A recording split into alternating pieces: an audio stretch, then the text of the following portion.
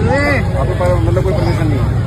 आप भाई मैं आपसे रिक्वेस्ट कर रहा हूँ यहाँ से हट जाओ भाई, तो आपके खिलाफ कानूनी कार्रवाई की जाएगी। तो कानूनी कार्रवाई तो परमिशन नहीं ली है, कानूनी कार्रवाई आपने इसमें परमिशन नहीं ली है, आप यहाँ से हट जाओ। नहीं, परमिशन तो नबी के नाम पे क्या परमिशन होती है? आप परमिशन लेनी पड़ती है, अगर आप कोई प्रदर्शन करें तो उसके लिए परमिशन लेनी पड़ती है भाई। परमिशन का मतलब क्या? नबी के नाम पे भी मतलब परमिशन लेनी पड़ती है। चलो चलो आप देख लो भाई, मैं कह रहा हूँ आपसे यहाँ से हट जाओ।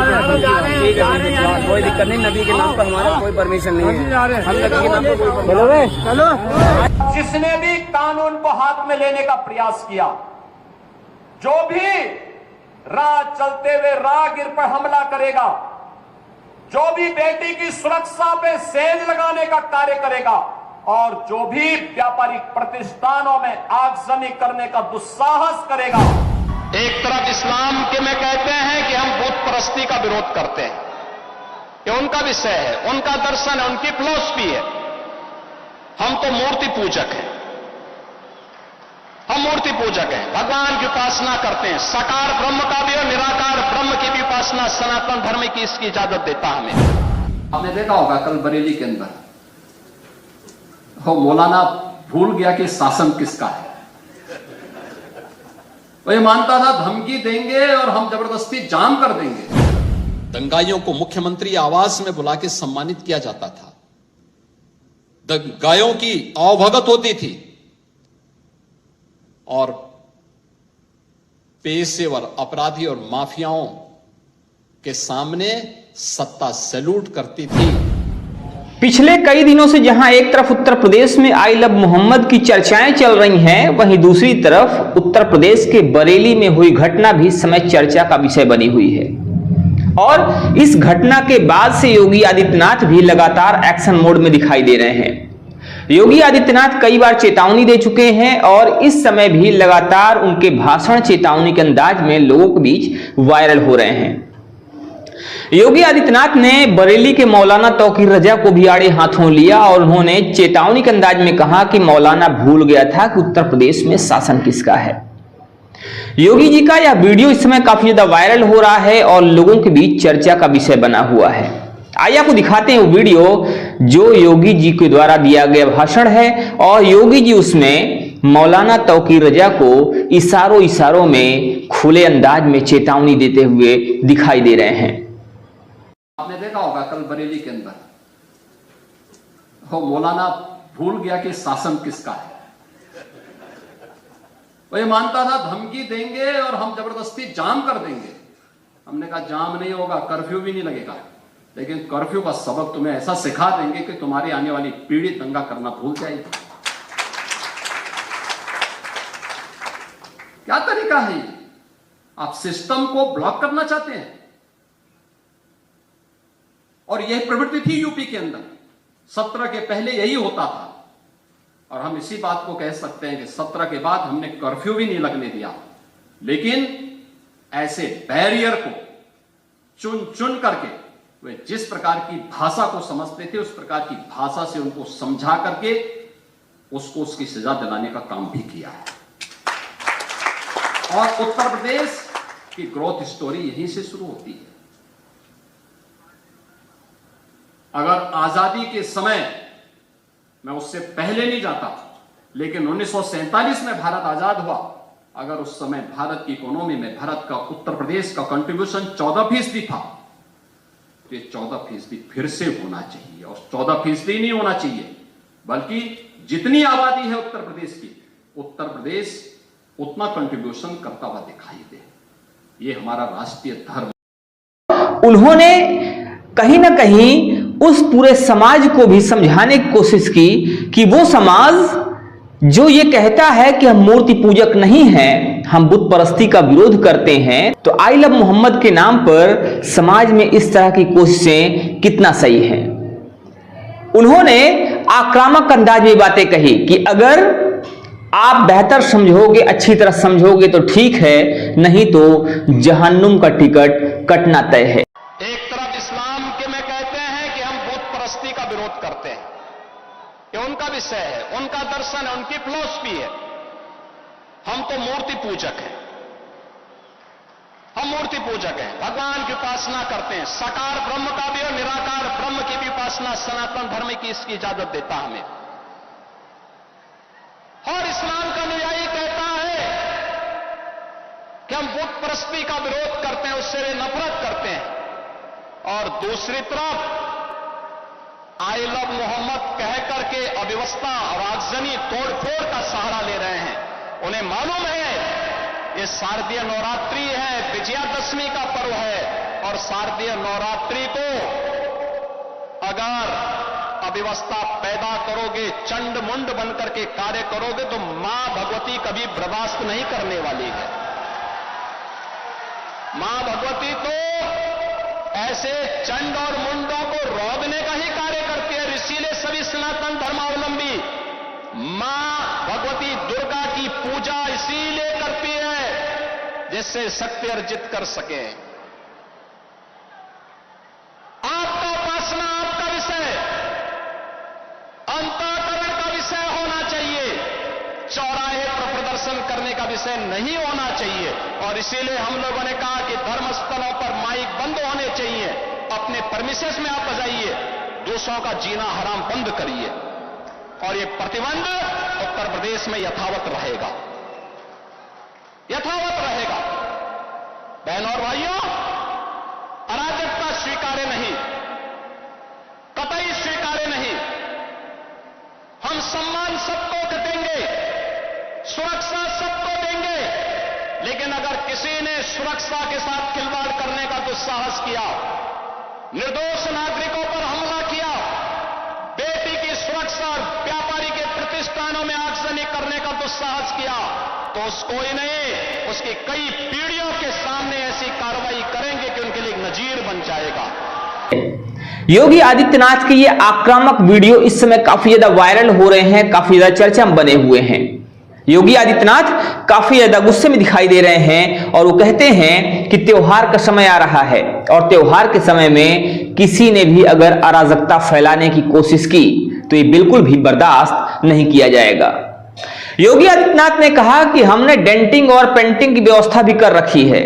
समय समय पर कुछ लोग ऐसे होते हैं जिनकी डेंटिंग और पेंटिंग करना पड़ता है, और इसीलिए अगर आपने सामान्य भाषा में नहीं समझा तो डेंटिंग और पेंटिंग करने की व्यवस्था हमने कर रखी है।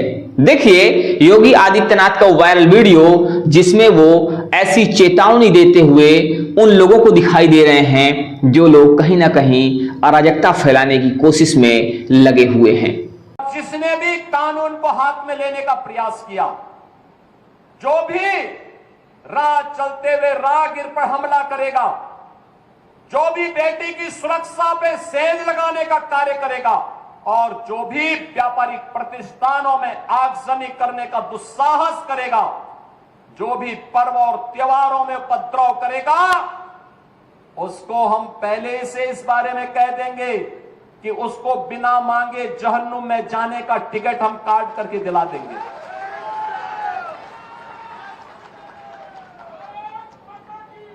इतना पर्याप्त होगा उसके लिए। यह अराजकता स्वीकार्य नहीं। विकास में हर व्यक्ति की भागीदारी जब सुनिश्चित की गई है, गांव गांव का विकास हो रहा है, कल्याणकारी योजनाओं में बिना भेदभाव के शासन की योजना का लाभ उपलब्ध करवाया जा रहा है, बिना भेदभाव के युवाओं को नौकरी और रोजगार उपलब्ध करवाया जा रहा है, तो फिर यह अराजकता कैसे? कुछ चंद लोगों को माहौल खराब करने की छूट नहीं देनी चाहिए। ये वही लोग हैं जिन्होंने उत्तर प्रदेश की भ्रष्ट सरकारों के साथ मिलकर के उत्तर प्रदेश के सामने पहचान का संकट खड़ा किया था। ये वही लोग हैं जिन्होंने उत्तर प्रदेश को बीमारू राज्य बना दिया था। ये वही लोग हैं जिन लोगों के दंगों के कारण प्रदेश में कोई निवेश नहीं आता था, कोई उद्योग नहीं लगता था, कोई विकास का कार्य नहीं हो पाता था। और आज पिछले 8.5 वर्ष के अंदर उनकी मंशा सफल नहीं हुई।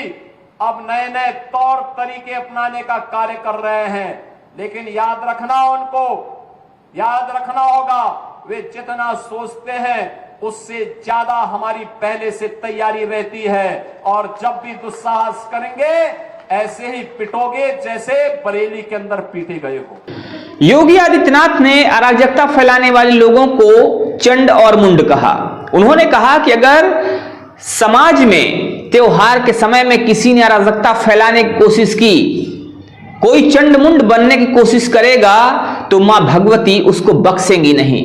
मां भगवती उसको कड़ी से कड़ी सजा देंगी और उसको बिल्कुल भी बर्दाश्त नहीं किया जाएगा। देखिए ये वायरल वीडियो। अगर अव्यवस्था पैदा करोगे, चंड मुंड बनकर के कार्य करोगे, तो मां भगवती कभी बर्दाश्त नहीं करने वाली है। मां भगवती तो ऐसे चंड और मुंडों को रोकने का ही कार्य करती है। इसीलिए सभी सनातन धर्मावलंबी मां भगवती दुर्गा की पूजा इसीलिए करती है जिससे शक्ति अर्जित कर सके। योगी आदित्यनाथ ने समाज में जातिवाद फैलाने वाले लोगों को भी आड़े हाथों लिया। उन्होंने कहा कुछ लोग ऐसे हैं जो समाज में जातिवाद फैलाते हैं, जो सामाजिक समरसता को बिगाड़ने की कोशिश करते हैं, जो समाज में कहीं ना कहीं जहर घोलने का काम करते हैं। और उन्होंने आक्रामक अंदाज में यह कहा कि हमने बुलडोजर इसी दिन के लिए बनवाया था, हमने बुलडोजर ऐसे ही लोगों के लिए बनवाया था। योगी आदित्यनाथ इस समय काफी ज्यादा गुस्से में दिखाई दे रहे हैं, काफी ज्यादा आक्रामक दिखाई दे रहे हैं। बरेली घटना के बाद से वो लगातार अपने बयानबाजी से लोगों को समझाने की कोशिश और लोगों को चेतावनी देने की कोशिश भी कर रहे हैं कि अगर आप साधारण भाषा में नहीं समझोगे तो आपको उस भाषा में समझाया जाएगा जो भाषा आपको आसानी से समझ में आती है। देखिए योगी आदित्यनाथ का वो बयान जो बुलडोजर से जुड़ा हुआ है और उन लोगों के लिए विशेष रूप से बयान है जो लोग समाज में कहीं ना कहीं जातिवाद और नफरत का बीज बोने का काम करते हैं। यही हम कह रहे थे, जब बेईमान और भ्रष्ट लोगों के हाथों में सत्ता आएगी, उस सत्ता का शोषण और दोहन उसी प्रकार से करेंगे जैसे उत्तर प्रदेश के सामने पहचान का संकट खड़ा हुआ था। जो जाति के नाम पर भड़काते हैं भावनाओं को, परिवार के नाम पर दोहन करते हैं, इन्हीं के लिए हम लोगों ने बुलडोजर बनाया था, इन्हीं के लिए बनाया था। योगी आदित्यनाथ ने उत्तर प्रदेश को बीमारू राज्य से बाहर निकालने की बात की। उन्होंने याद दिलाया कि 2017 से पहले उत्तर प्रदेश बीमारू राज्य हुआ करता था। उत्तर प्रदेश की गिनती बीमारू राज्यों में होती थी। लोग इस प्रदेश में आना नहीं चाहते थे, यहां इन्वेस्ट करना नहीं चाहते थे। लेकिन अब उत्तर प्रदेश की छवि बदल चुकी है। इसकी छवि बीमारू राज्य से हटकर एक विकसित राज्य के रूप में हो रही है, एक अच्छे राज्य के रूप में इसको देखा जा रहा है। आइए आपको दिखाते वो वीडियो जो योगी जी उत्तर प्रदेश के संबंध में अपना बयान देते हुए दिखाई दे रहे हैं। उत्तर प्रदेश को बीमारू बना दिया था। परिणाम क्या था?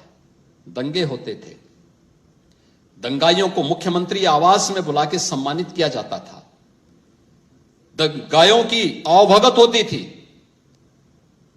और पेशेवर अपराधी और माफियाओं के सामने सत्ता सैल्यूट करती थी और सत्ताधारी लोग उनके कुत्तों के साथ हाथ मिलाया करते थे। आपने वो दृश्य देखे होंगे, कैसे सत्ता का मुखिया एक माफिया के कुत्ते से हाथ मिलाकर के अपने को गौरवान्वित महसूस करता था। यह स्थिति थी। आप अनुमान करते हैं उत्तर प्रदेश के लोगों को इन्होंने सुरक्षित किया था? ये सुरक्षित करते हैं? हर जिले के अंदर एक माफिया दे दिया था और हर माफिया को जिले के अंदर पैरेलल समानांतर सरकार चलाने की पूरी छूट दे दी थी। आज परिणाम क्या था? 17 में आते आते उत्तर प्रदेश न केवल बीमारू था बल्कि उत्तर प्रदेश के नागरिकों के सामने पहचान का संकट भी था। तो योगी जी की बातों को लेकर, योगी जी के विचारों को लेकर आप कहां तक सहमत हैं? योगी जी की कही गई बातें आपकी नजर में कितना सही हैं? आप इस पर अपनी राय जरूर दीजिएगा।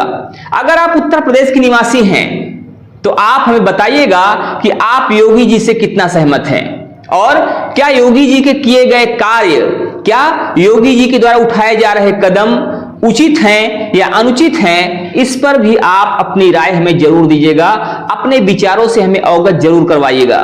उम्मीद करते हैं कि हमारी बातें आप तक पहुंच रही होंगी, और चूंकि जनता जनार्दन होती है इसीलिए हम चाहते हैं कि आपके विचार भी हम तक पहुंचें, ताकि हम सही चीजें, सही खबरें जनता तक पहुंचा पाएं। तो आप अपनी राय जरूर दीजिएगा। उम्मीद है कि आपकी राय हम तक जल्दी ही आएगी। आप कमेंट जरूर करेंगे और हम आपकी इस राय के माध्यम से बेहतर निर्णय कर पाएंगे।